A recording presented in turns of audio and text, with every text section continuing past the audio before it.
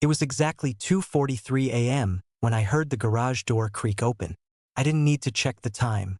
I'd been staring at the ceiling for the last 3 hours, counting the slow minutes since midnight. The time my fiancée, Kelly, said she'd be back from her girls-only casino trip. She kissed me goodbye around 5 that evening, wearing ripped jeans, hoop earrings, and a little too much perfume. "Don't wait up," she laughed, slinging her overnight bag over her shoulder. But I waited anyway. Something hadn't felt right for weeks. At 1:18 a.m., I got my answer. My phone buzzed. It was a tag notification from her cousin, Chelsea, on Facebook. I opened it, already feeling that tightness in my chest. The photo hit like a punch to the face. Kelly, clearly drunk, grinding on some slick-looking dude in a velvet blazer. They were at a roulette table, her arms wrapped around his neck, laughing like she'd already forgotten who the hell I was. I stared at that smug look on his face, hand on her waist like he owned it, like she was just another one-night thrill. No hesitation. I screenshotted it, posted it to my own feed with the caption, "Looks like I'm cashing out early." Then I changed my relationship status to single and tagged her dad, Pastor Raymond Thomas. Boom. Let her explain that one. 10 minutes later, the door slammed so hard a photo frame dropped off the wall in the hallway. Kelly stormed in like she'd just been mugged. "What the hell is wrong with you?" she shrieked, throwing her purse down.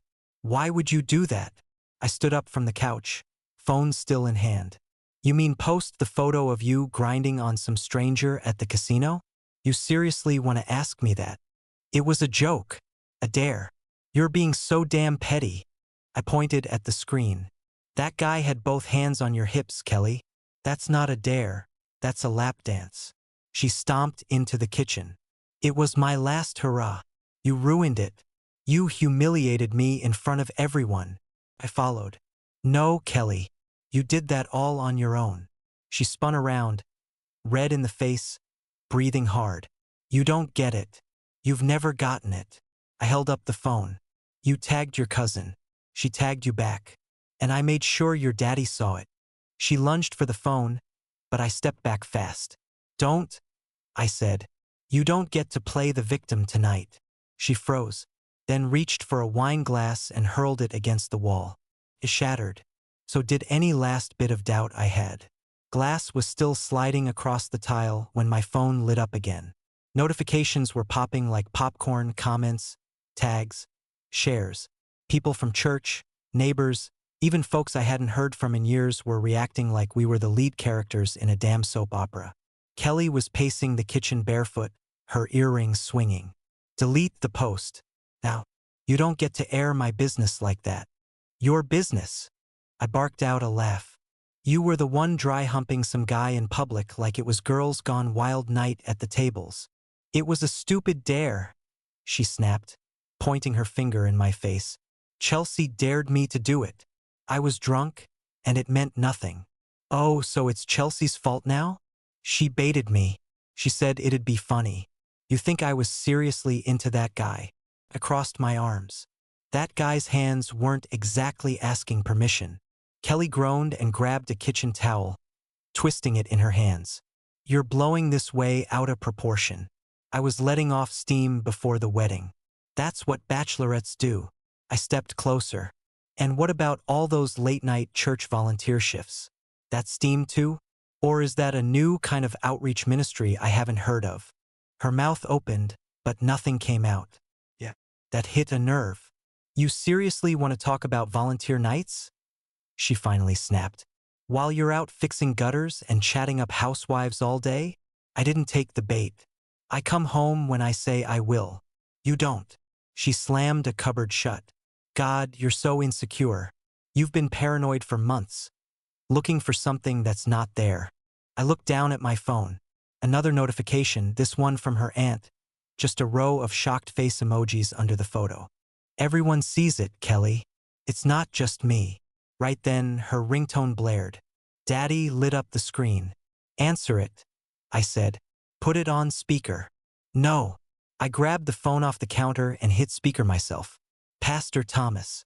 You got a minute?" His voice came through sharp and angry. "What the hell is going on, Kelly?"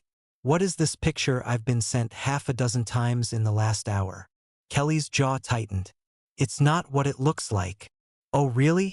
Because it looks like my daughter is dry humping some slick-haired jackass at a casino in front of the whole damn county. It was a joke, she muttered, suddenly quiet. You're engaged. You think this is funny? You embarrassed this family. The church. Me. Dad. He's making this into something it's not. He's mentally unstable, okay? He's been acting crazy for weeks. He's trying to sabotage everything I've worked for. I glanced at her, dead silent. That's the route she wanted to take? Mental instability? There was a pause on the line. Don't do that, her dad said, voice low now. Don't try to flip this. I know you, Kelly, and I know when you're lying. She flinched. Her face fell, then tightened again, like she couldn't decide if she was hurt or pissed. I'm not lying, she whispered. Then explain the photo. More silence. I leaned against the counter, arms folded, watching her try to claw her way out of it. Her mouth moved, but no sound came. Just a slow exhale, like she'd run out of excuses. I'll deal with you later, Pastor Thomas said, and the line went dead. Kelly threw her phone across the room. It bounced off the wall and hit the floor with a clatter. You happy now? She hissed. You've completely ruined my life. No, I said calmly. I just exposed the part you were hiding. She looked at me like she wanted to slap me, cry, and puke all at the same time. I was under pressure. Everyone expecting this perfect bride. You think that's easy? You think cheating makes it easier? I didn't cheat, she snapped. It was just a dance. That wasn't the first time you saw that guy, was it? I said, locking eyes with her. Her lips parted, but I could see it in her face, that flicker of panic, that half-second too long before she spoke. Of course it was, she said, but it was already too late. That crack in her voice gave her away. I've seen him before, I said quietly. Somewhere. Kelly shook her head. You're imagining things. No, I wasn't. That smug face, that shiny suit. I'd seen that guy around town. At one of those charity events last month, standing too close to the bar. Or maybe at the hotel lobby when I dropped off a drywall invoice. He wasn't new. She turned her back to me and yanked the fridge open like it was gonna save her. Pulled out a bottle of rose and poured a full glass with a shaking hand. I didn't say another word. Just walked over, picked up my phone, and started scrolling. She kept sipping, fast, like the wine was the only thing keeping her upright. And me? I was already looking up that casino's staff list. Kelly was still asleep on the couch when I heard the knock. It was barely 9. I opened the door and found Mrs. Bixby standing there in her slippers, holding a Tupperware container and giving me that church lady frown that meant she already knew something. I brought muffins, she said, handing them over. Saw the post last night. Thought you could use a little kindness. I nodded, eyes still gritty from 2 hours of sleep. Thanks. She looked past me, then lowered her voice. Not to stir the pot, but I've seen her sneaking in late for a while now. Month or two, maybe longer. Headlights hit my front window around 1, 2 a.m. every other week. That was all she had to say. My stomach turned. I thanked her again and shut the door. I set the muffins on the counter, ignored Kelly still passed out with mascara smudged under her eyes, and walked out back to call Travis. He owed me a favor from last year when I fixed his whole back deck for half price. And he worked security over at the Lakeside Casino. He picked up on the second ring. Yo, what's up? Need a name on a guy, I said. You see that photo going around? My ex-fiancée at the roulette table, hanging off some clown in a blazer. Travis let out a low whistle. Damn, man. Yeah, that thing's everywhere. Who is he? Give me a sec. He went quiet for a few taps, then came back. That's Damon Rhodes, GM of the place. Married. 2 kids. Lives over in Hickory Grove. Known for keeping a hand in everything. Ever get complaints? Unofficially? Plenty. Likes mentoring young female staff. Real friendly with the event planners, if you know what I mean. That was it. I felt the lock turn. Kelly worked at Everrise events. They set up charity galas, auctions, fundraisers. She'd mentioned hosting stuff at the casino almost monthly. I never paid much attention before, but now, I knew what I had to do. That afternoon, Kelly left for work like nothing happened. Didn't look me in the eye, just grabbed her keys, her laptop bag, and slammed the door behind her. I waited a good 10 minutes, then followed. Kept 3 cars behind her through town, heart pounding harder with every stoplight. She didn't head toward the office. She drove straight downtown and pulled into a parking garage near the Riverbend Apartments. High-end, real sleek, way out of our budget. She parked, got out, didn't look around. 15 minutes passed. Then he showed up. Damon Rhodes. Same cocky grin. Same velvet swagger. He came strolling out of the side entrance like he owned the whole damn building. Then Kelly stepped out after him. They were both laughing. Real cozy. She touched his arm. He didn't flinch. He hit his key fob, unlocked his SUV, and they both climbed in. I didn't move, didn't cry, didn't scream. Just watched that SUV back out and glide into traffic like they had nothing to hide. I followed them for 4 blocks before turning off and heading home. I wasn't gonna do something stupid. Not yet. But now I knew. This wasn't some drunk dare. This wasn't a joke or a one-night mistake. She wasn't just cheating. She was planning a whole new life. And I just caught the first clear glimpse of it. I parked in my driveway and sat there gripping the steering wheel until the plastic creaked. My pulse was still thudding from watching Kelly climb into Damon's SUV like she belonged there. I didn't go inside. I didn't want to look at her things, her shoes by the door, her half-used lotion on the counter. Instead, I walked straight to the shed out back where the signal was better and called the one person I trusted with anything digital. Deshawn picked up instantly. "Man, it's been forever. What's going on?" "I need help," I said. My voice sounded too calm, even to me. "And I need you to keep it between us." "Say it. You still running that security outfit in Manchester?" "Yeah. Corporate monitoring, data recovery, digital forensics." "Why?" I took a breath. "I need access to my fiancé's digital stuff. Calendar, texts, emails, everything." He let out a low whistle. "That's a heavy ask. You in danger?" "No. Just done being lied to." He didn't push. "All right, I'll send you a link. Install the client on her laptop or phone, whichever you can get to. It'll sync everything to a secure folder." "Appreciate it. Whatever's going on, don't do anything stupid," he said. I didn't answer. By the time I got inside, Kelly still wasn't home. Perfect. I opened her laptop on the kitchen table, clicked through her saved passwords, and installed the client. Took under 10 minutes.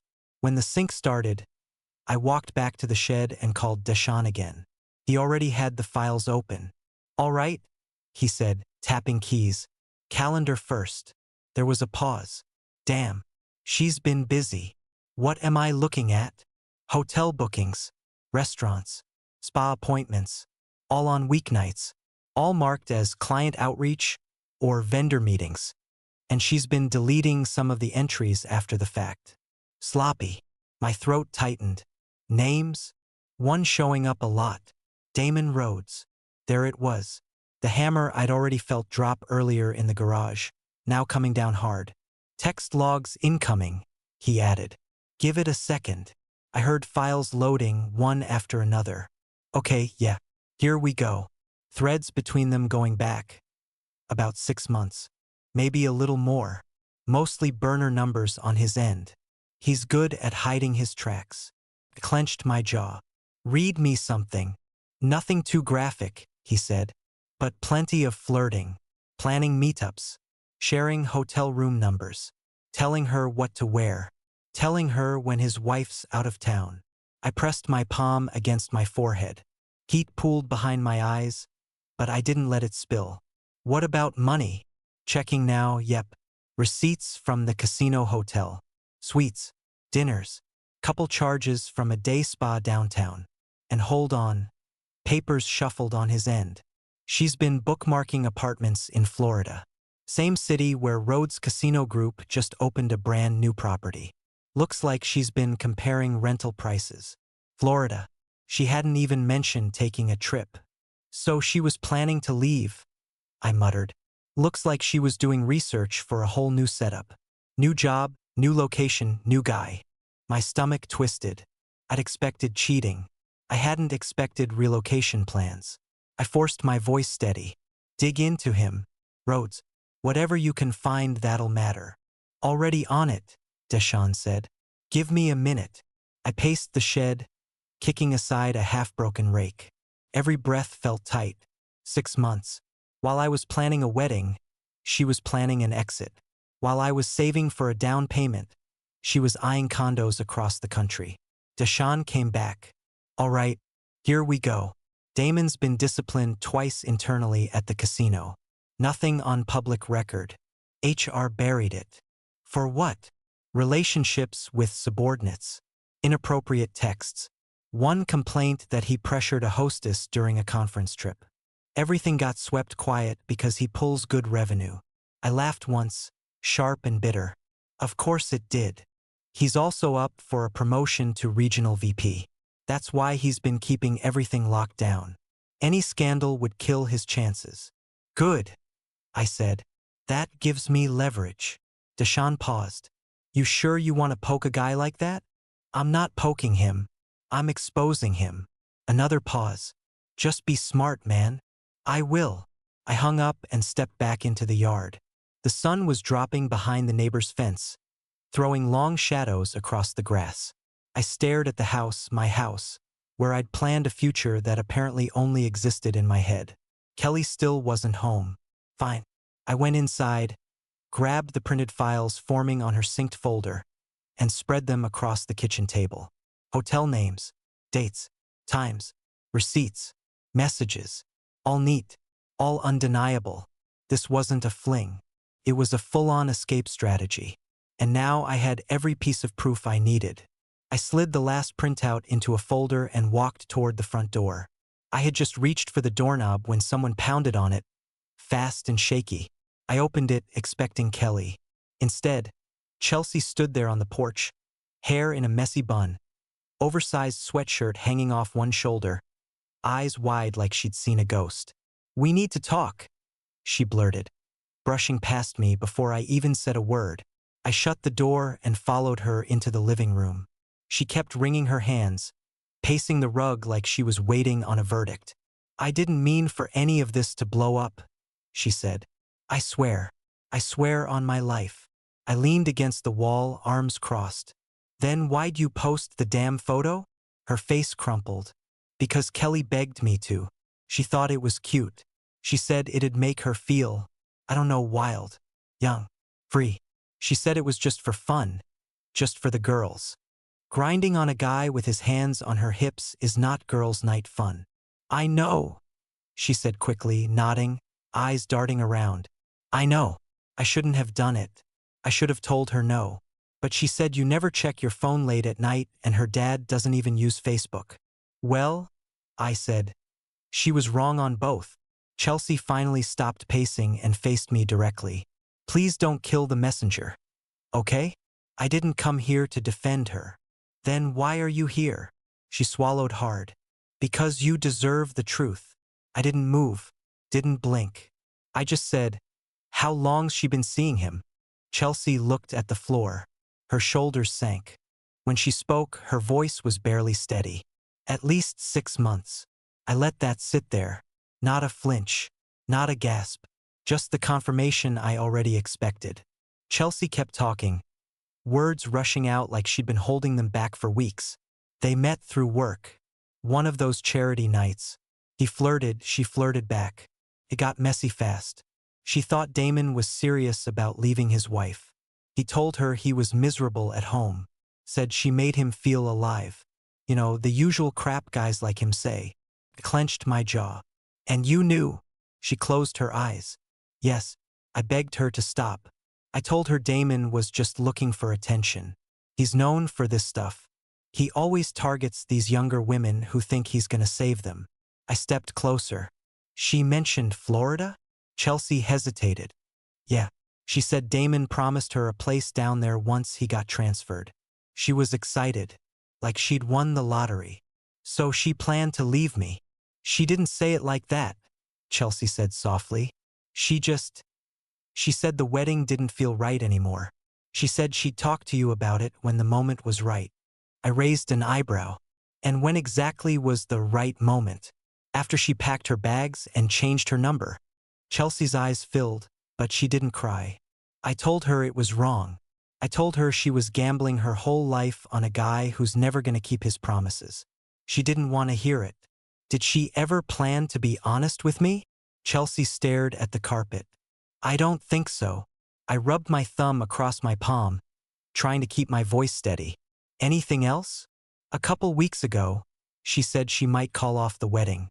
Not because of you, because Damon was acting cold, and she thought he was pulling away. She didn't want to look stupid backing out if he didn't mean what he said. So she was waiting on him. Yeah, Chelsea whispered. She was waiting for him to give her the green light. I let out a slow breath. Not shaky, just tired. Bone-deep tired. Chelsea stepped closer. I'm sorry. I tried to stop this. I didn't want you finding out like this. You didn't stop it, I said. But at least you told the truth. She nodded, brushing her sleeve across her forehead. What are you gonna do? I picked up the folder of printed receipts off the coffee table. Handle it.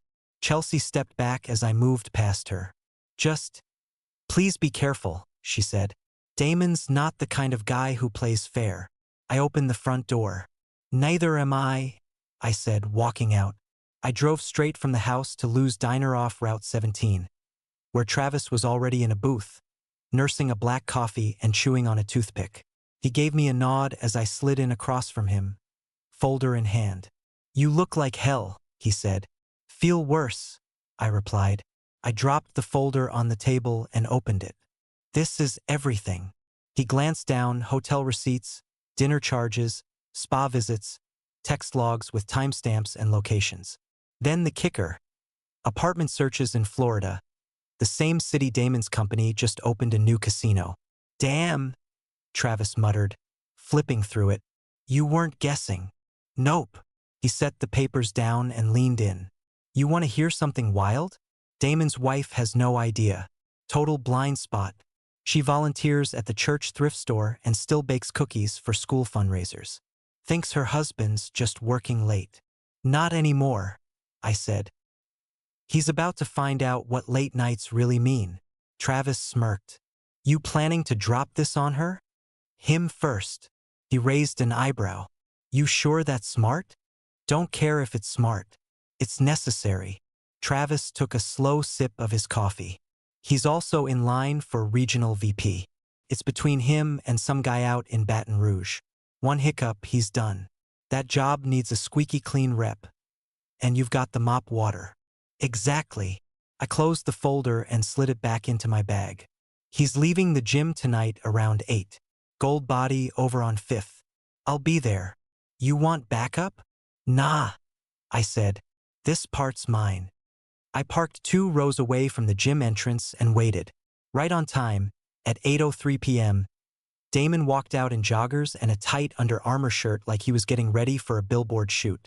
He had earbuds in and a gym bag slung over his shoulder. Smug as ever. I stepped out of my truck and crossed the lot, cutting him off before he could reach his car. He pulled one earbud out. Do I know you? You do now. He gave me a once-over and laughed like I was a mosquito buzzing too close. Whatever you're selling, I'm not interested. Good, I said, pulling out the folder. Because I'm not selling. I'm delivering. His eyes flicked down to the paperwork. What's this supposed to be? Receipts, I said. Hotel confirmations, restaurant bills, spa charges. All tied to your name and Kelly's calendar. Text threads between you and her.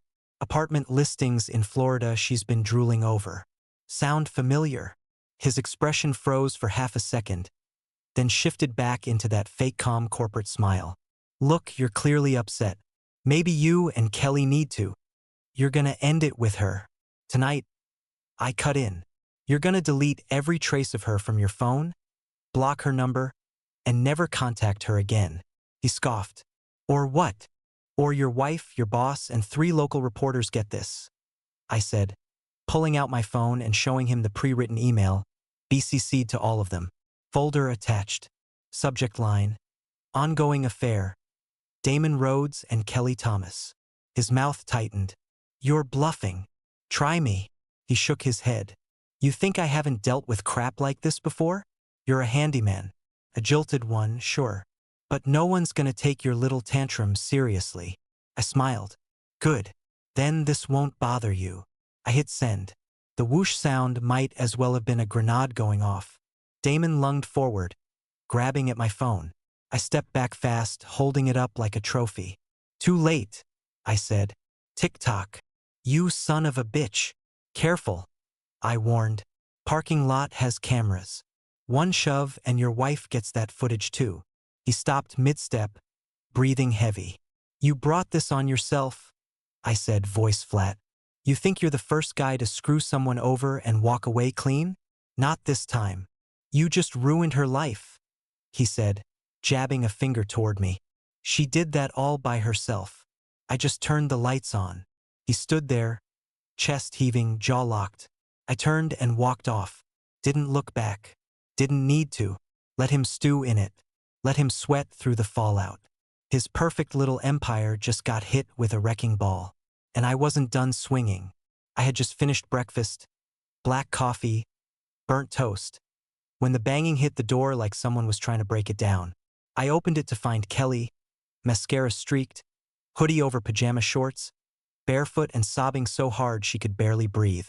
You ruined everything, she screamed, pushing past me into the living room. Why would you do that? I didn't move. I just shut the door behind her. She spun around, hands shaking. He won't answer my texts. He blocked my number, deleted everything off Instagram. It's like I never existed. Yeah, I said, calm as stone. Because to him, you didn't.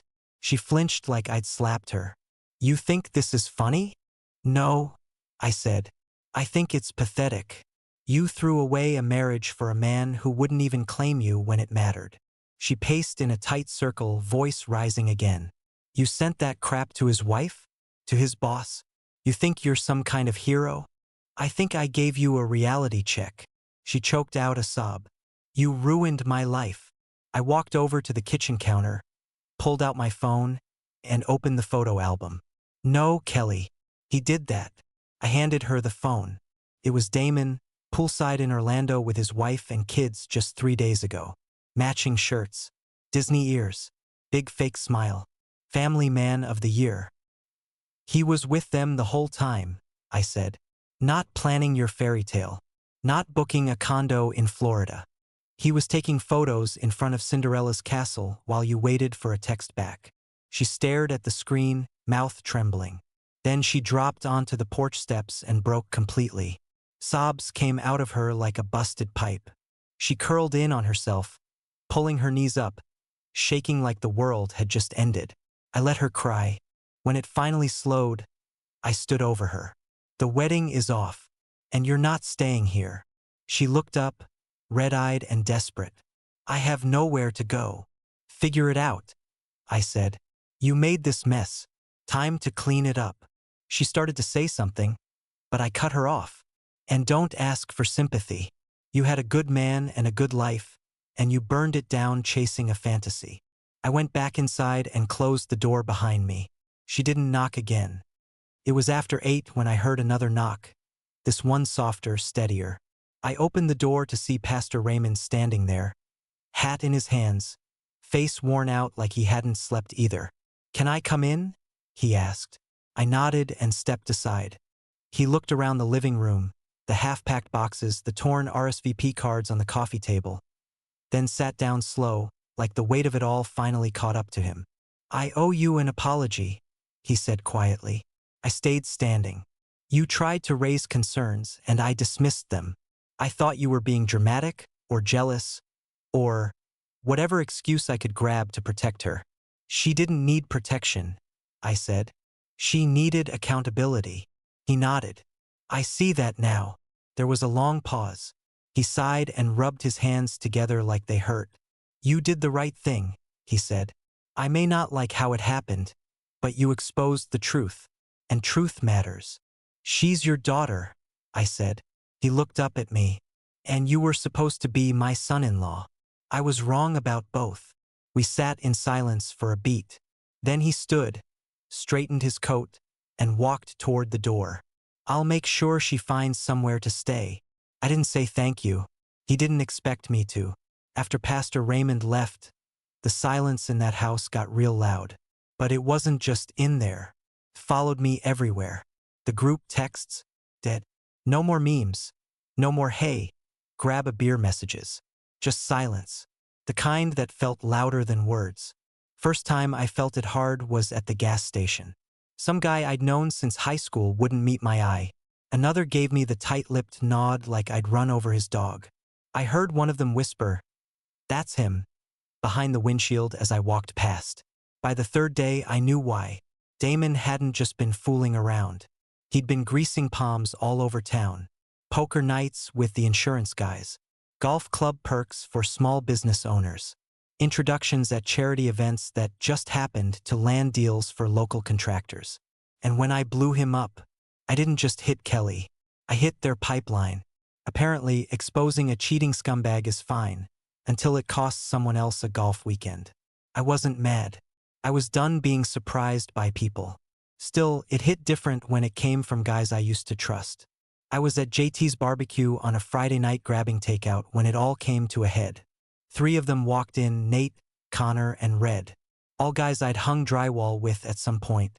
All guys who'd sat at my kitchen table more than once. Connor spotted me first. Well, look who crawled out of his little moral high ground. I kept my eyes on the receipt I was signing. Not here for a sermon. Red stepped up beside him. "You think you did something noble? You just embarrassed the hell outta everyone. Because I didn't let a married casino boss screw my fiancée behind my back?" Nate crossed his arms. "You humiliated Kelly. You made us all look stupid." Damon had connections, man. He was helping people. I looked at all 3 of them. He was screwing people too. Literally. Connor jabbed a finger at me. "You made a mountain out of nothing." That's when his fist came flying. I saw it coming and ducked. He stumbled forward. Nate lunged like he was going to grab my shirt. I caught his wrist and shoved him off, hard enough to knock him back into a chair. Red didn't move. Someone from another table yelled, "Whoa!" Phones came out quick. I could feel the cameras on me as I stood there, steady, breathing hard. "Anyone else?"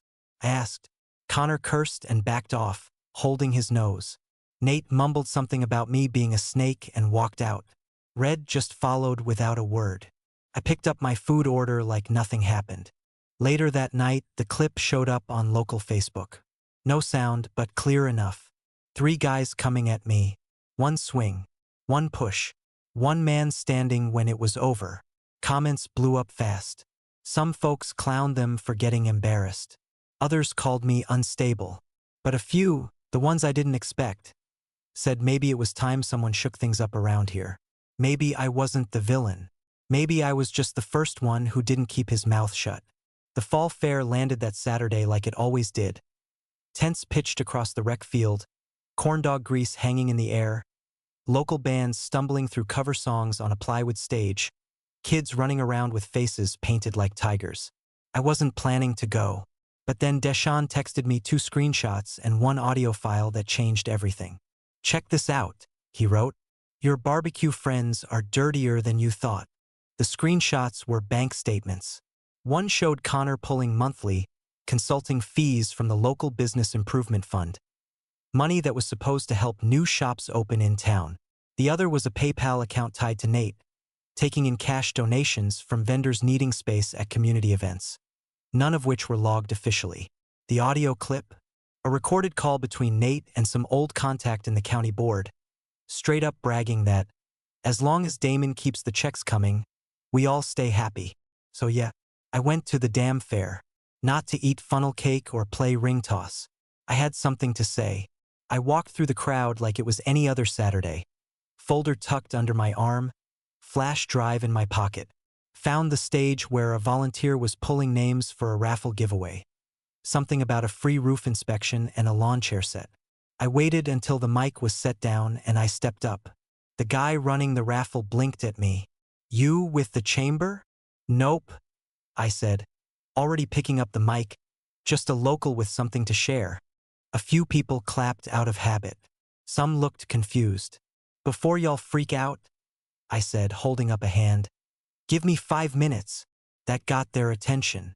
I opened the folder and held it up. I've got receipts. Literally. People started turning.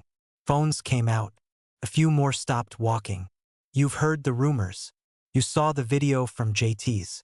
You know what I exposed about Damon Rhodes and how he screwed around with my ex. But it wasn't just that.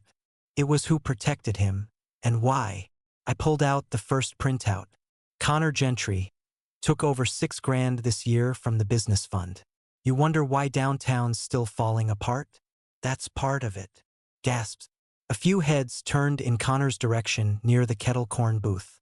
Nate Holloway, been skimming vendor money off every public event we've had since last spring. Pocketed almost $4,000. Called it event management fees. I plugged the flash drive into the laptop on stage, pulled up the audio file and hit play. Nate's voice came through loud and clear. As long as Damon keeps the checks coming, we all stay happy.